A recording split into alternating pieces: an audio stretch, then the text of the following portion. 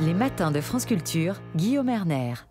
Pour faire suite aux déclarations d'Emmanuel Macron le 17 avril, la Première ministre Elisabeth Borne s'est exprimée mercredi dernier pour présenter le plan du gouvernement sur le volet travail pour les 100 prochains jours. L'objectif est clair en ce 1er mai, apaiser, renouer le dialogue avec les syndicats qui appellent aujourd'hui à manifester pour protester contre la réforme des retraites promulguée mi-avril. Dans un contexte de colère sociale, de bouleversements socio-économiques importants dans les milieux professionnels depuis quelques années, ces projets de réforme suffiront-ils à réconcilier les Français dans leur rapport au travail? Bonjour Pierre-Michel Menger. Bonjour. Vous êtes sociologue et titulaire de la chaire Sociologie du travail créateur au Collège de France. On vous doit notamment le travail créateur aux éditions du Seuil. C'est tout naturellement que je souhaitais débuter cette semaine avec vous. Une semaine que l'on va consacrer à la réforme de la France, puisque vous êtes spécialiste du travail. J'imagine que cela ne vous surprend pas que le travail, la retraite, l'envers, enfin vous nous direz d'ailleurs ce que vous en pensez, ait suscité un tel clivage dans notre pays. Quelques commentaires sur la situation particulière que notre pays entretient avec le travail et avec les retraites. D'abord, il y a une dimension cyclique de ces débats. J'ai fait mon premier cours au Collège de France sur le thème de la valeur du travail. Et à ce moment-là, je brassais déjà quantité d'éléments sur nous avons une demande de sens du travail. Et on discutait des réformes de la retraite qui viennent tous les 5 ou 10 ans à peu près sur l'agenda. Donc, il ne faut pas méconnaître cette dimension cyclique. Il faut avoir la mémoire un peu longue. Ça ne veut pas dire que l'histoire se répète chaque fois. En fait, non, parce que toutes les coordonnées du problème se déplacent. Par exemple, cette fois-ci, la démographie nous donne ces signaux. On vit plus longtemps, tant mieux. Et il faut donc équilibrer des régimes qui sont dynamiques et pas statiques. Et deuxièmement, il y a eu le choc de la Covid qui a modifié certainement le rapport au travail à travers le télétravail. Et enfin, il y a une autre dimension qui est peut-être plus sous-jacente et qui n'est pas très comprise, c'est que le modèle français, c'est un modèle de compression salariale. On élève les revenus minimaux plus vite que l'inflation et on écrète les revenus des plus qualifiés, sauf au-delà d'un certain seuil de responsabilité comme chez les grands patrons. Mais les plus qualifiés ont vu leurs revenus plutôt, et c'est actuellement le cas avec l'inflation, ont vu leurs revenus décroître un peu. Et donc c'est un modèle qui a permis si on le désirait, la compression des inégalités. Mais ça veut dire aussi que le diplôme, qui est quand même une des grandes réussites des sociétés contemporaines, former de plus en plus de gens et élever le niveau de diplôme, paye de moins en moins. Et ça, c'est un vrai problème. Donc, quand vous additionnez tout ça, une possibilité d'aménager son travail autrement à travers le télétravail, une demande de sens qui existe de toute façon parce que on peut en reparler, il faut pouvoir donner à son acte de travail évidemment autre chose qu'une dimension purement instrumentale. Et enfin, le problème du salaire, qui est toujours le problème numéro un. On peut parler du sens à l'infini, mais le salaire, c'est la variable de base. Et si le salaire ne paye, si le travail ne paye pas, eh bien la messe est dite, les gens ne seront pas contents. Alors, comment est-ce qu'on peut résoudre le problème? Ceux qui ont la possibilité de faire jouer ce qu'on peut appeler le pouvoir de marché, c'est-à-dire qui ont une valeur sur le marché, qui sont diplômés, etc., peuvent décider de quitter, c'est le quitting, ou le quiet quitting, c'est une forme plus douce, c'est-à-dire j'en fais moins là où je suis, mais si j'ai la possibilité d'aller ailleurs, je ferai monter mon salaire. Ou alors, on proteste, mais la protestation, elle est plutôt ancrée dans le monde des moins qualifiés, parce que leur espérance de carrière est beaucoup plus faible, évidemment. Mais alors, justement, cette réforme des retraites et le clivage qu'elle a suscité en France, Pierre-Michel Menger, témoigne-t-elle d'un clivage, d'une difficulté particulière que les Français entretiennent avec leurs conditions de travail ou leur travail? Est-ce que ça veut dire finalement que le travail est particulièrement difficile en France? Il y a une ontologie européenne du travail et une ontologie française. L'ontologie européenne, c'est toujours la même chose. Il y a 3 dimensions. Le travail, c'est un effort, mais c'est fait instrumentalement pour être rémunéré. Deuxièmement, Il y a un certain type de travail partout qui est un travail où l'individu a le sentiment de pouvoir se réaliser, d'apprendre sur lui-même, de mettre en œuvre des compétences, d'enrichir des compétences, ce qui est une dimension qui est soulignée depuis Aristote. L'individu ne peut pas avoir le sentiment de se développer s'il n'agit pas de manière productive. Et en agissant, il apprend, y compris sur lui-même. Et la troisième dimension, ce sont tous les droits sociaux qui ont été attachés au travail à travers le welfare state, qui est très typiquement européen. Ensuite, on peut le décliner au niveau français. La France a une particularité. C'est vrai qu'on travaille moins qu'ailleurs en Europe, en quantité. C'est tout à fait démontré et documenté. Les statistiques de l'OCDE sont très claires. Et d'autre part, on a une division plus profonde entre les insiders et les outsiders. Les insiders sont titulaires de contrats à durée indéterminée, ont des conditions de travail qu'ils peuvent négocier plus ou moins facilement, et les outsiders sont les CDD, les précaires. S'y est ajoutée une autre dimension qui est intéressante aussi, c'est les indépendants. Les indépendants, dans le monde du travail, occupent une position tout à fait particulière parce qu'ils ont une caractéristique qui est très désirée par les travailleurs, qui est l'autonomie et l'autogouvernement de soi, si on veut. Évidemment, la contrepartie, c'est le risque. Mais l'effort est beaucoup plus élevé et les indépendants français sont parmi ceux qui travaillent le plus en Europe. Donc, les salariés, ça n'est pas tout à fait le cas mais en Europe, mais en revanche, les indépendants, c'est le cas. Et donc, tout ça pour dire, ne généralisons jamais le travail, les Français. Vous pouvez décliner toutes sortes de différences profondes et très signifiantes. Le travail peut avoir du sens pour l'un et pas pour l'autre. Et voilà. Et donc, voilà le point de départ, je veux dire. Alors ensuite, est-ce que l'ontologie française peut résister durablement en Europe? C'est un problème sérieux parce que nous appartenons à un monde européen. Nous avons la même monnaie, nous avons une solidarité. Et donc, une des raisons, j'imagine, de la réforme, c'était aussi d'envoyer des signaux à l'Europe. Tout ça est bien connu. Alors, il y a la question du salaire que vous avez évoqué, Pierre-Michel Menger. Il y a la question du temps de travail. On entend beaucoup parler de la semaine de 4 jours. En ce moment, qu'est-ce que vous en pensez ? Ce sont des négociations qui peuvent être menées dans les entreprises. Il y a eu des expériences. Certaines semblent avoir été bien tolérées et acceptées ou peuvent être éventuellement développées. D'autres, non. Donc, je ne sais pas. C'est un monde qui expérimente. Je suis toujours favorable à des situations d'expérimentation. La généralisation est probablement une situation beaucoup plus difficile parce que les conditions de travail, les environnements de travail sont tellement différents, les métiers sont tellement différents, les architectures aujourd'hui entre le travail in situ, le travail ailleurs, télétravail, soit dans des locaux différents, soit chez soi, etc., etc. Tout ça fait partie d'un certain nombre de coordonnées de la mesure et de l'amélioration possible des conditions de travail qui font que la quantité n'est plus une seule dimension des choses. C'est toujours le même problème, l'arbitrage entre quantité et qualité. Il se trouve que au moment du passage aux 35 heures, on a vu que le travail peu qualifié baissait en tendance historique et le travail très qualifié remontait. Les cadres sont ceux qui ont été exemptés des fameuses 35 heures. Ils ont un contrat qui leur permet de travailler plus de 40 heures. Et comme disait Galbraith, ceux qui sont le plus heureux dans leur travail sont aussi ceux qui gagnent le plus d'argent. Donc, vous voyez, les corrélations sont complexes.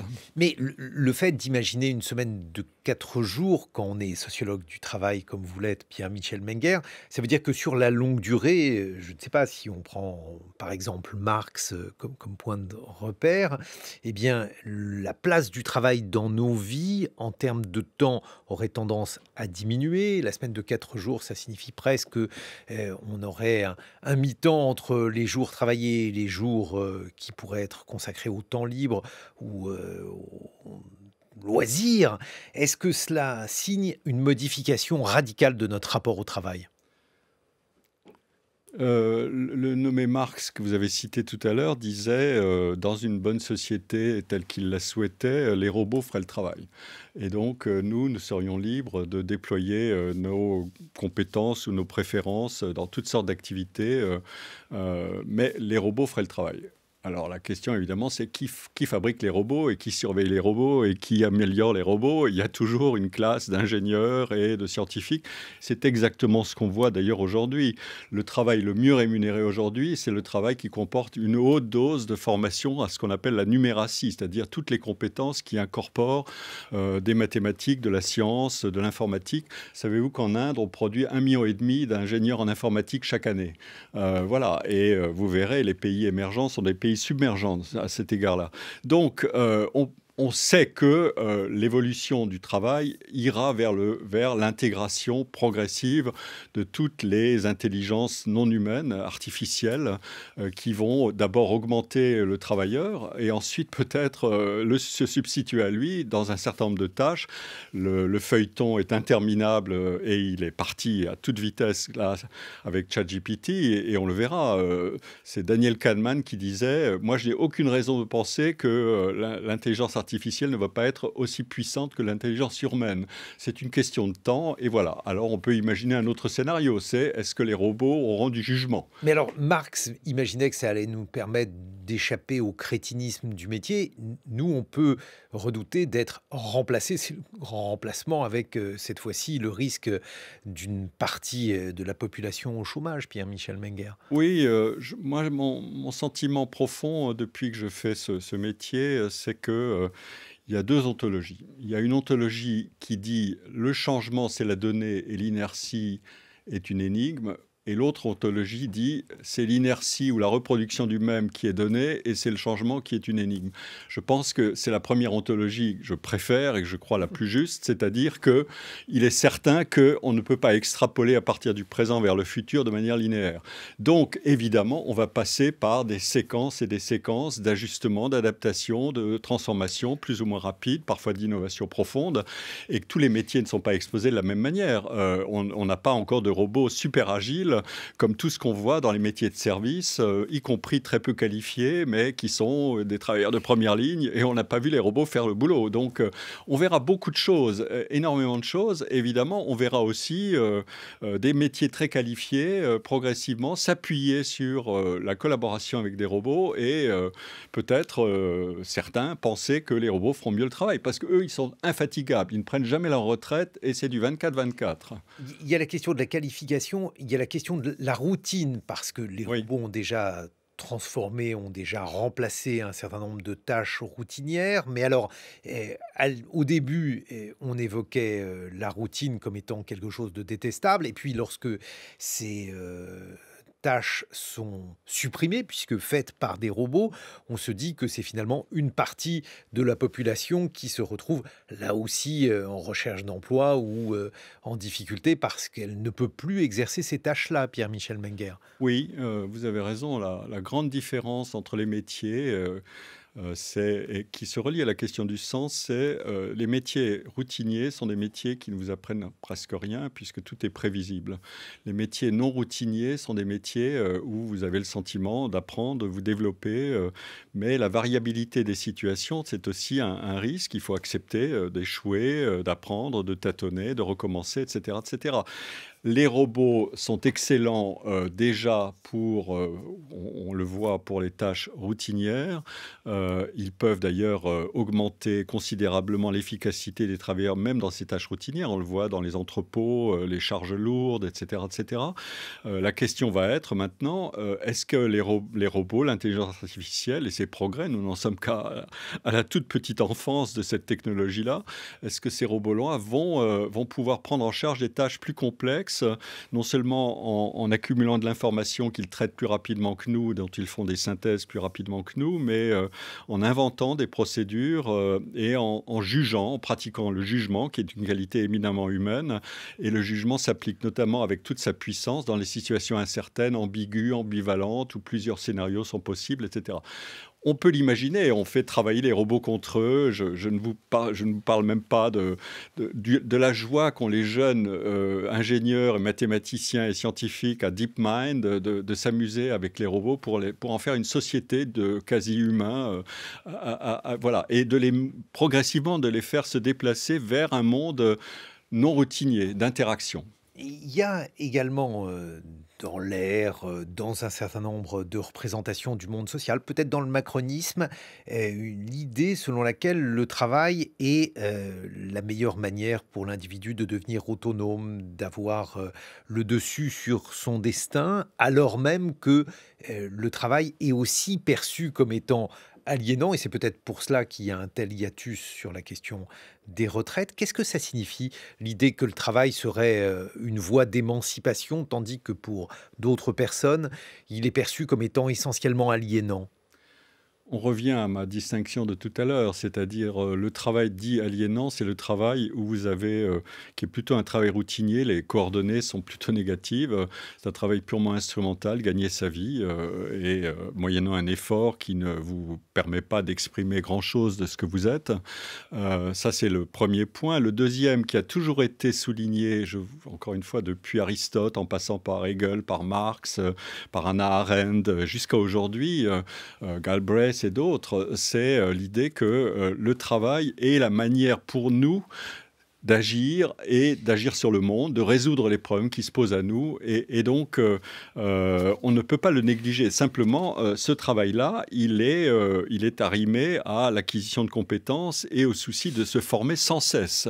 Ça, c'est un autre défi considérable. On ne peut plus imaginer aujourd'hui une société où vous acquérez des compétences et après, c'est fini. Mais Pierre-Michel Menger, parmi les personnes qui ont manifesté, qui manifesteront peut-être aujourd'hui, il y avait par exemple beaucoup d'enseignants. A priori, l'enseignement n'est pas une tâche routinière. Alors, on peut évoquer le salaire des enseignants qui, lui, peut largement être perçu comme étant insuffisant. Mais en tout cas, ça n'est pas un métier qui est justement condamné à la répétition des mêmes gestes et des mêmes propos. Et pourtant, il y a cette sensation que les enseignants, par exemple, ne sont pas satisfaits de la manière dont ils travaillent.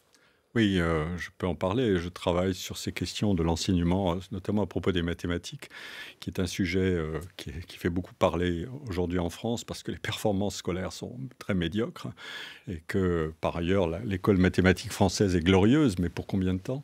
L'enseignement est un métier qui est devenu très difficile. Il est soumis à une série de normes, d'injonctions de plus en plus nombreuses et le sens du métier est effectivement en tension très forte. Si vous ajoutez que le salaire n'est pas extraordinaire et que la gestion des carrières est assez administrative, voilà, ça donne un certain nombre de raisons de comprendre que ce monde de l'enseignement est dans une situation difficile et en tension. C'est un monde en colère. C'est un monde qui peut-être est en colère, en tout cas qui demande une amélioration de ses conditions, certainement de rémunération de travail. Les concours de recrutement de l'enseignement, j'ai examiné ça dans mon cours cette année, qui était consacré à la méritocratie et au phénomène des concours. Les concours d'enseignants, de recrutement des enseignants sont parmi ceux dont l'attractivité dégringole le plus vite. Donc ça, c'est ennuyeux. De l'autre côté, se développent l'EducTech, les technologies qui vont précisément augmenter une partie de la prestation des enseignants. Donc on peut encore une fois raisonner en termes dynamiques en disant il se passera autre chose. Les enseignants eux-mêmes, mais il faut comprendre enfin que l'enseignement, c'est une activité à trois. C'est l'élève, c'est l'enseignant et c'est la famille. Et les familles sont responsables d'une part considérable de la productivité de l'enseignement auprès des élèves et de la productivité de l'activité des enseignants eux-mêmes. Et ça, c'est un point qui est de mieux en mieux compris et qui est... bon, voilà, il y a maintenant une industrie du coaching qui devrait se démocratiser des parents. Un de mes collègues fait du coaching ou intervient sur le coaching parental à l'égard de la formation en mathématiques et c'est une très bonne idée. Pierre-Michel Menger, je rappelle que vous êtes professeur au Collège de France. Vous avez notamment publié Le travail créateur aux éditions du Seuil. On se retrouve dans quelques instants pour évoquer une autre forme de travail, le travail artiste, le travail créateur, comme le dit le titre de votre ouvrage. Et on va continuer d'évoquer les différentes relations que l'on peut avoir à son travail. Il est 8 heures sur France Culture.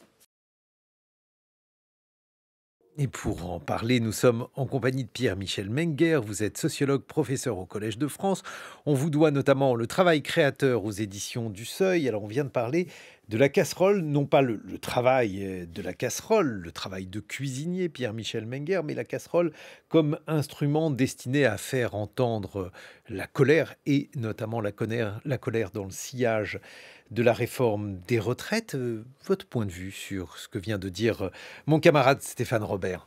D'abord, on est bien à France Culture parce qu'on a eu une généalogie de la casserole qui est assez brillante. Et donc, les auditeurs sauront tout sur la culture de la protestation par la casserole. Mon idée, c'est que comme il y aura une réforme qui viendra assez rapidement dans quelques années, il faut maintenant s'atteler à une nouvelle réforme. Les Suédois ont mis 10 ans à faire une nouvelle réforme des retraites. Eh bien, je pense que la prochaine, il faut commencer maintenant. Et mon autre observation, elle est un peu différente. C'est qu'il tambourine aujourd'hui autre chose en Europe. C'est la tragédie ukrainienne. Et je pense que, à mon sens, le métier ou la fonction du président de la République a basculé.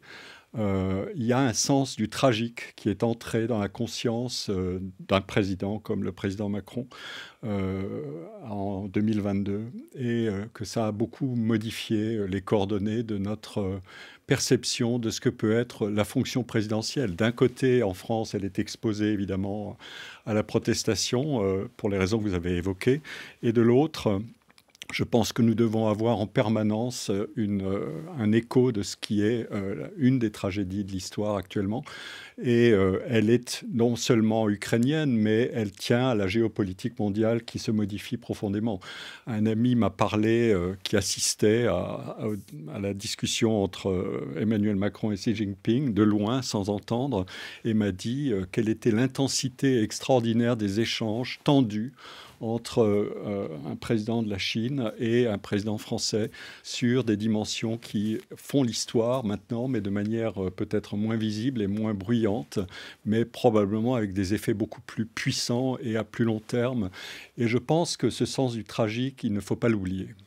Nous avons évoqué ensemble la question du travail, la question des retraites. Pierre-Michel Menger, vous avez beaucoup étudié le travail créateur, le travail artiste, qui constitue pratiquement l'envers du travail ordinaire, ai-je envie de dire, parce que, à la différence du travail ordinaire, le travail artiste, lui, fait envie. Pourquoi l'artiste, comme travailleur, est perçu comme une forme d'idéal? C'est un idéal qui remonte, encore une fois, il y a une généalogie de cette conception-là, parce que c'est un travail qui a la particularité d'être d'abord largement autonome. Un individu qui serait subordonné dans l'exercice d'une fonction de création ne serait pas artiste lui-même, puisqu'on lui imposerait un certain nombre de coordonnées pour faire son travail. Ça ne marche pas comme ça. Donc il y a un sentiment d'indépendance, d'autonomie qui est revendiqué, qui est fonctionnel. Et d'autre part, c'est une activité qui doit essentiellement franchir des obstacles, tâtonner. Il y a une magnifique citation de notre cher camarade Karl Marx, auquel d'ailleurs le Collège de France consacrera un colloque au mois de juin. Marx et le Collège de France, je vous le signale.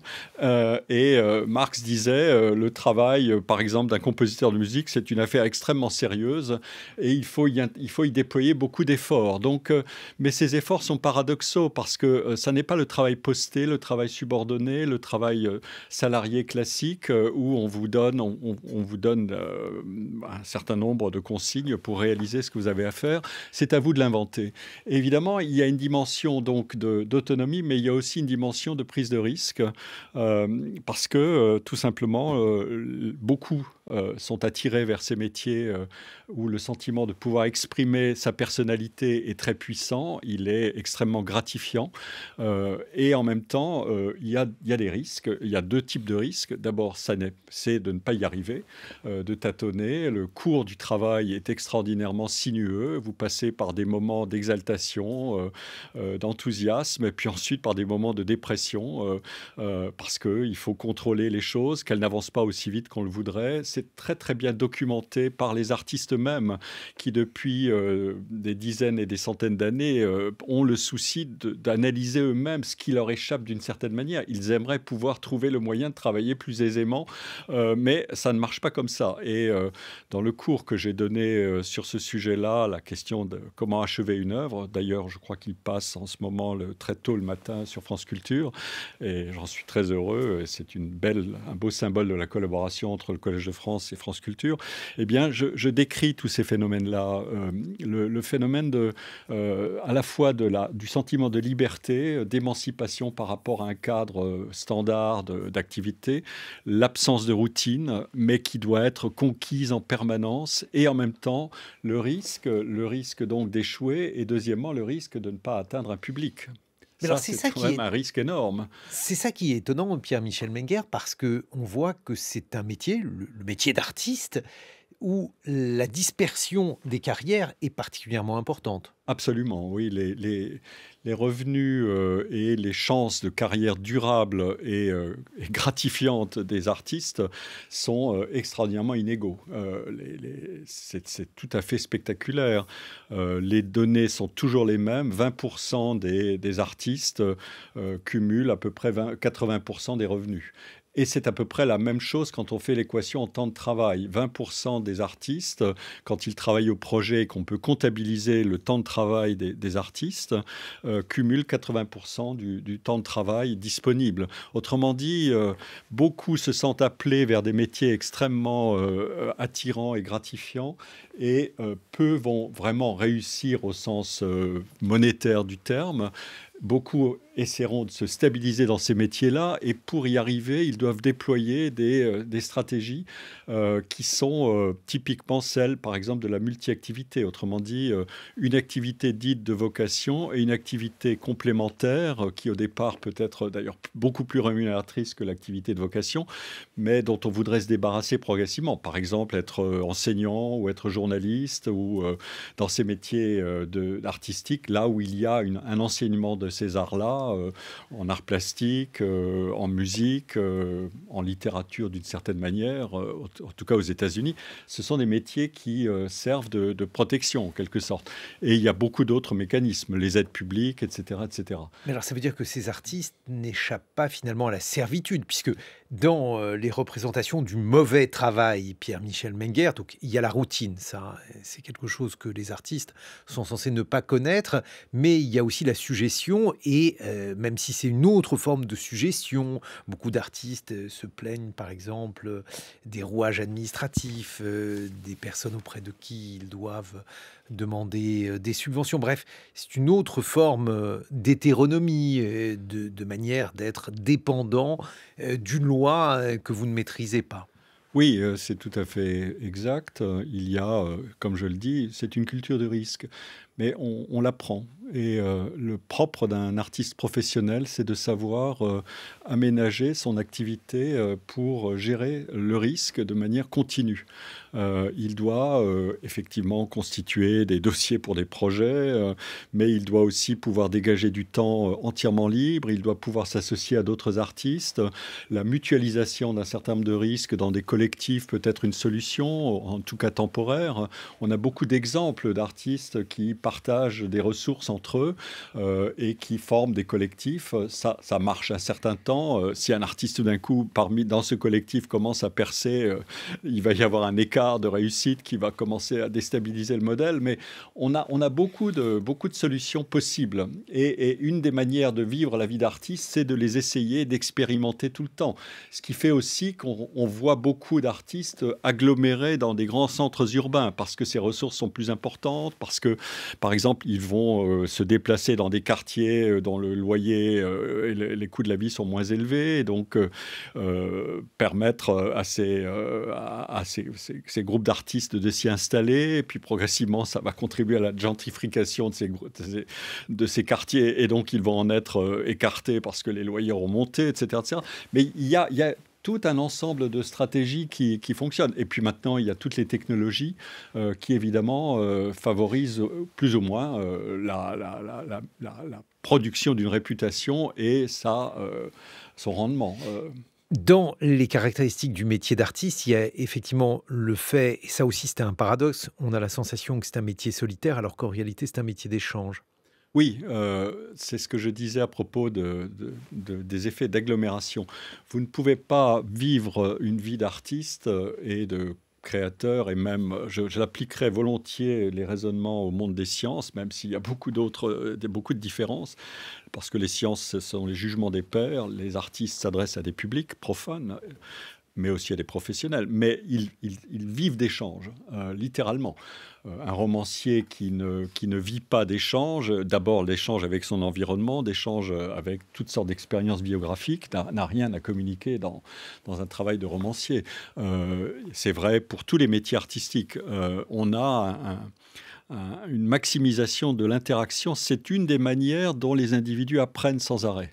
Apprendre, c'est prendre le point de vue d'autrui, confronter ces situations à celles de l'autre, expérimenter, tester des solutions, faire lire. Quand vous regardez, il y a une collection, je crois, une exposition au Sénat qui montre une collection d'artistes. Les artistes collectionnent les œuvres de leurs pairs, de leurs camarades et collègues. On a comme ça de multiples preuves que le travail se nourrit de cette interaction. Évidemment, c'est une interaction qui est complexe parce qu'elle est à la fois de coopération, de coproduction à certains égards, et aussi de compétition. Ce qu'on appelle d'un mot un peu valise, la coopétition est une ressource d'une certaine manière assez puissante, voilà, pour y arriver. Et les choses, évidemment, se modifient au fil du cycle de vie des artistes. Vous démarrez votre vie d'artiste en ayant le sentiment que le monde vous appartient. Gustave Courbet disait si je n'arrive pas à Paris avec l'idée que je vais révolutionner la peinture, ce n'est même pas la peine de commencer. Et autrement dit, la surestimation de soi ou la grande confiance en soi est une sorte de propriété fonctionnelle de la gestion de l'incertitude. Et puis après, vous passez par les étapes successives de la carrière. Vous voyez des jeunes essayer de vous bousculer aussi, donc qui peuvent déstabiliser votre position. Et puis vous devez avancer. Et ceux qui arrivent à stabiliser des réputations, évidemment, vont traverser ce processus-là. Il y a un magnifique livre de Didier Anzieux, le psychanalyste, qui s'appelle le corps de l'œuvre, et qui décrit tout ça extrêmement bien. On va entendre un artiste évoquer son métier, le peintre Léon Schwartz-Abrice. Je suis en train de finir cette peinture, ou plutôt bâcler cette peinture hâtivement faite pour la circonstance.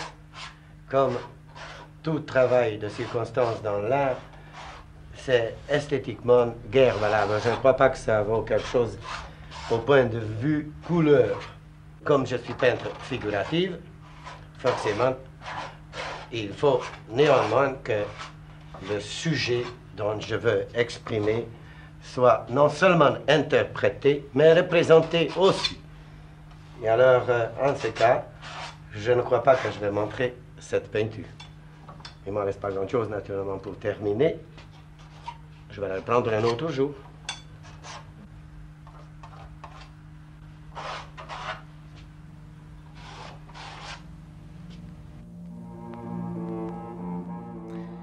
Un commentaire, Pierre-Michel Menger, sur ce que vient de dire le peintre Léon Schwartz-Abrice. Bien, on va lui laisser la propriété de sa parole et je vais donner un contrepoint, si vous me le permettez, en citant un extrait du discours de réception du prix Nobel de littérature par Patrick Modiano en 2014, qui donnera d'une certaine manière un éclairage par le verbe de ce que ce peintre peut dire sur son art. Curieuse activité solitaire que celle d'écrire, vous passez par des moments de découragement quand vous rédigez les premières pages d'un roman, vous avez chaque jour l'impression de faire fausse route, et alors la tentation est grande de revenir en arrière et de vous engager dans un autre chemin. Il ne faut pas succomber à cette tentation, mais suivre la même route. C'est un peu comme d'être au volant d'une voiture la nuit, en hiver, et rouler sur le verglas sans aucune visibilité. Vous n'avez pas le choix, vous ne pouvez pas faire marche arrière, vous devez continuer d'avancer en vous disant que la route finira bien par être plus stable et que le brouillard se dissipera. Voilà, Et ça, c'est exactement comme ça qu'on peut, je pense, penser une partie de l'activité. Roland Barthes avait fait un livre extraordinaire qui s'appelle « La préparation du roman », où il décrit de manière quasi phénoménologique cette situation où il faut sans arrêt tâtonner, avancer, recommencer, repartir. Et quand on a fini un ouvrage, il faut repartir vers un autre ouvrage. Et donc, il y a un sentiment à la fois d'abandon du projet et voilà, on repart à l'assaut, à la conquête. Alors, ce que vous décrivez, c'est plutôt un travail à la Sisyphe. Je ne suis pas sûr que ce travail ait beaucoup de sens, le fait de recommencer. Pourquoi recommencer? Pourquoi faut-il se lancer dans ces entreprises qui semblent extrêmement désagréables, d'après ce que vous dites, Pierre-Michel Menger? Mais là, voilà, l'équation n'est pas la pénibilité versus le plaisir, c'est l'alternance d'état qui est fonctionnelle. Vous devez passer par des moments où vous inventez. Inventer, ça n'est pas une propriété naturelle, ce n'est pas le vers à soie. Pour citer encore une fois des comparaisons illustres, Milton n'a pas écrit le paradis perdu comme un vers à soie tisse son vers à soie. Il est passé par tous les états que j'ai décrits. On peut même citer d'excellentes analyses qui montrent comment Picasso a dû contrarier sa facilité extrême à peindre au début de sa carrière. Il était un virtuose extraordinaire. Il était capable de reproduire dans un style extrêmement classique des œuvres et d'inventer des figures dans un style classique. Et la première chose qu'il a dû apprendre, c'était à désapprendre sa facilité. Et c'est comme ça qu'il est devenu Picasso. Autrement dit, il y a une manière de se relancer sans arrêt dans l'épreuve qui fait partie du métier, parce que c'est la condition de l'invention. L'invention, c'est produire quelque chose de nouveau, c'est par définition ne pas pouvoir extrapoler le passé. Bien sûr, vous ne vivez pas tous les jours avec l'idée que vous allez révolutionner tout le temps tout. Mais vous devez constituer des sécurités. On a l'impression qu'il y a chez beaucoup d'artistes une propension à refaire sans cesse la même chose. Alors c'est peut-être ce qu'on appelle le style parfois, c'est peut-être aussi ce qu'on appelle une certaine forme de facilité et de propension à reproduire les mêmes gestes, Pierre-Michel Menger. C'est pour ça que vous allez graduer la valeur et la réputation des artistes en fonction du coefficient d'inventivité qu'ils ont.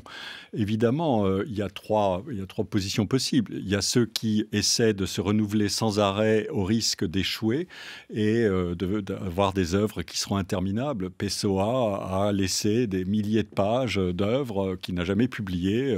C'était une exigence à l'égard de lui-même. Autrement dit, il y avait une sorte de perfection, de l'imperfection radicale. Il y a l'autre solution qui est d'écrire à la chaîne, d'écrire des romans que bientôt les robots et l'intelligence artificielle pourront écrire plus vite que ceux qui les font. La littérature commerciale habituelle qui satisfait un certain public.